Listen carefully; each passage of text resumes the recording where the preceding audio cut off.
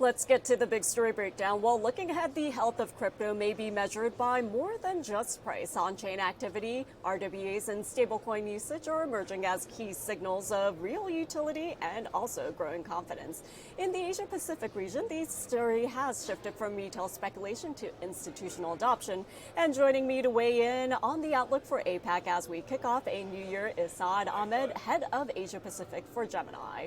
Good morning, good evening to you, Saad. Thank you so much for joining me. Well, let's start out with the big picture. Many are calling 2025 a landmark year for crypto's maturity, but as we look ahead to 2026, what signals stand out most in showing that digital assets have moved beyond experimental?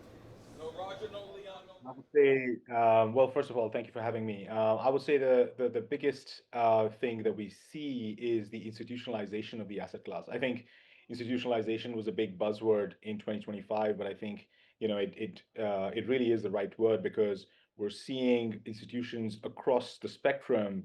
Whether it's asset managers, hedge funds, family offices, and get into this industry, allocate to the asset class, and I think you can see that also from what we're seeing because in some of the price action as well. I mean, I think we're usually around sort of this time in the cycle or this point in the cycle, you tend to see sort of those large drawdowns of like 60-70%. We're not seeing that, which means that sort of the kind of institutions that are holding the asset have that capacity to continue to lower the volatility for the asset class, which is kind of what we're seeing.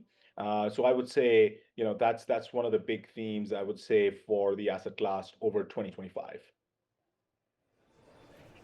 And I do want to zoom in on the Asia Pacific region. How would you characterize the current state of institutional crypto adoption across APAC compared to, say, the US as well as Europe?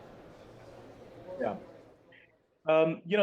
The sort of market for institutions in Asia is slightly different at a fundamental level from the US. I think what you find in Asia is there's a large number of family offices in Asia that are driving a lot of the adoption, and you're seeing that across family offices and sort of like the younger generation is kind of taking those bets. Whereas in the US, you see a lot of hedge funds as well, right? So all this has been dominated by hedge funds kind of taking positions, and I think there's obviously a whole spectrum of trading firms, etc., that are in the space. But I would say sort of the primary distinction that we see between at least Gemini's sort of business is the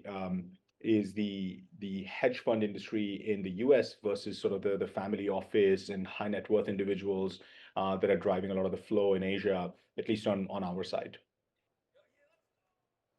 Yeah, and zooming in and building on what you just said, what are some of the key strategic focus areas for Gemini in the region, and how are you actually positioning the firm to meet demand in this next phase of adoption?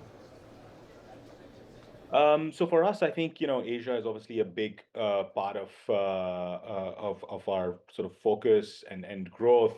And I think we you saw that we expanded to Australia last year, setting up a local entity, building out a local team. Our focus really is on localizing our product, right? And so we've been in Singapore. Singapore is our kind of headquarters for Asia, and we've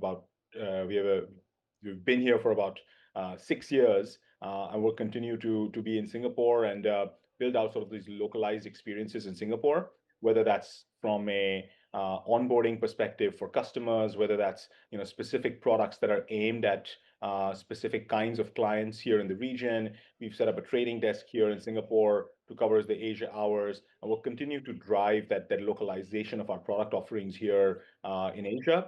And then looking at expansion across the region. However, I mean, I think we're cautiously optimistic. We really want to localize our product offering for a particular market. And Asia is unlike let's say Europe, where you've got sort of one sort of regulatory framework that covers many different markets. Asia is a bit unique in that every market has its own language, its own unique sort of crypto and Web3 ecosystem. So we really have to adapt our product, and not to mention, obviously, from a KYC perspective, how you look at sort of onboarding your customer, how you look at giving them the rails to be able to fund their account, etc.